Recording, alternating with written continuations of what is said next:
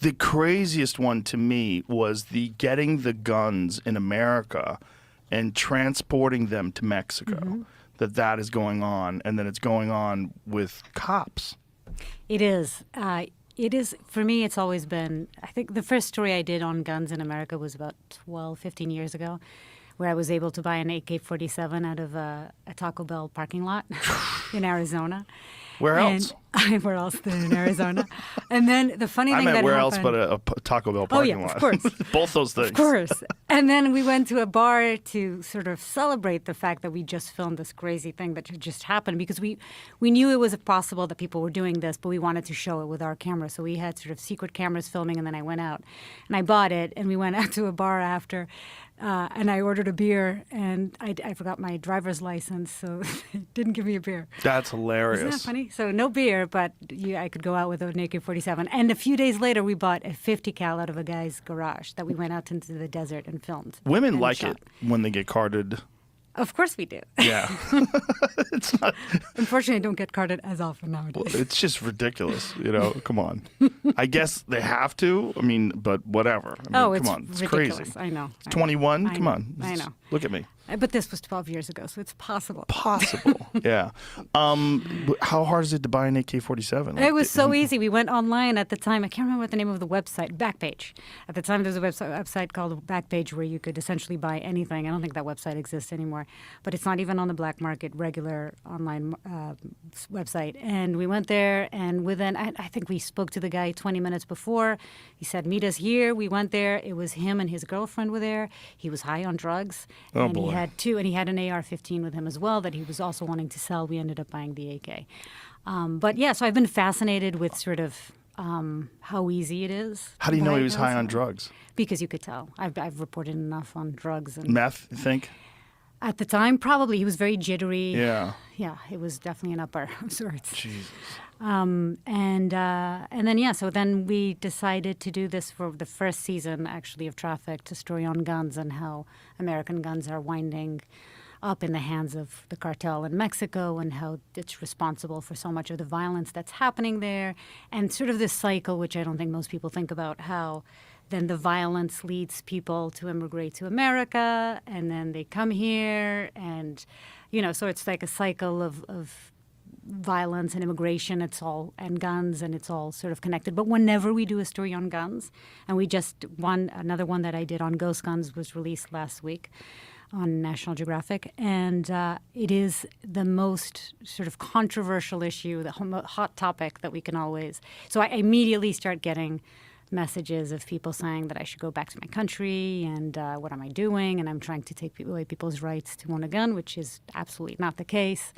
And it's the idea that people wouldn't want to know that police officers are confiscating guns and then selling those guns to the Mexican cartel, that you as a legal, law-abiding gun owner in America wouldn't want that exposed. Yeah, absolutely. And that the guns that people are buying, and particularly with this last episode on ghost guns, which is the fact that the guns that are now these untraceable and licensed guns are so easy to make, and so many of them are ending up in crime scenes across America and on the hands of gang members and, militant groups and anti-government groups, and it's scary. And that's all what we're trying to do as a journalist, myself, when we decided to do these stories, because I started hearing from people talking about how these guns are ending up in the wrong place. And how do they make a ghost gun?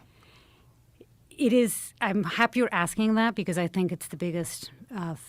People don't understand out there. They think that when you talk about ghost guns that it has to be 3D printed. It's not. A ghost gun is an untraceable gun. Doesn't mean that it has to be 3D printed. However, nowadays, it's basically, so it's a gun that doesn't have a serial number. And it could have had a serial number, and the serial number was scrubbed, and maybe they put a new fake serial number in there. But what happens is, because of the 3D printers, it's now super easy to just print a gun or gun parts at home. So there are all these companies out there who sell 80% kits that have everything to build a gun except for the receiver. But there's a company, for example, called Defense Distributed, ran by Cody Wilson, who was the first one to use a ghost gun, or a 3D printed gun. Actually, it was called the Liberator. And he got in all sorts of trouble with... The Liberator. Yeah.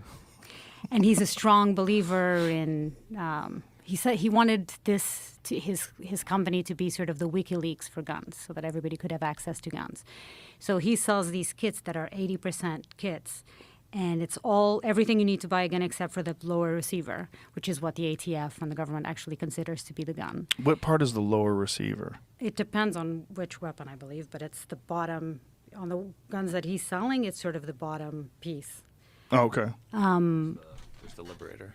Yeah, that is a Liberator. Yeah, so this is all 3D printed, and he showed me. So that's an actual gun, that plastic that thing? is, and Somebody pulled that on me, I'd be skeptical. And this I'd be was like, several hey. years ago. It's evolved a lot.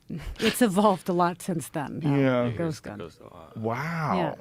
So that's a real gun, that plastic thing? Ghost guns too. Yeah, And so but what? but if you want to see some of the new ones and what they're making, And now these are also ghost guns. And some of that is metal. So where do Some they of get it is the metal metal. parts? It can be all 3D printed. Some of it is metal, so you can buy it from companies like Cody Wilson's. And then They 3D print metal? nowadays, yes, you can. Really? You can have it's like a polymer. I can't remember. what Polymer? it's- Polymer. Sorry, polymer material that is. Yeah, that's what a lot of the guns are actually Like made a of. carbon fiber Yeah. or something? Because I've seen carbon fiber barrels for hunting rifles. They make them very light so that people can take them into the backcountry when they go deep Yeah. into the woods. There's all the kind of parts you can make with 3D Wow. printed metal stuff.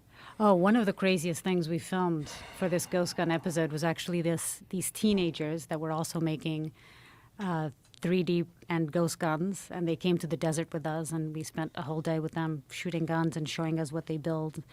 And they were also making drop-in sears, which are little pieces that transform a gun from semi-automatic to fully automatic. Mm. And they're illegal actually in America. You can't buy that at a gun store, but they're making them for 50 cents.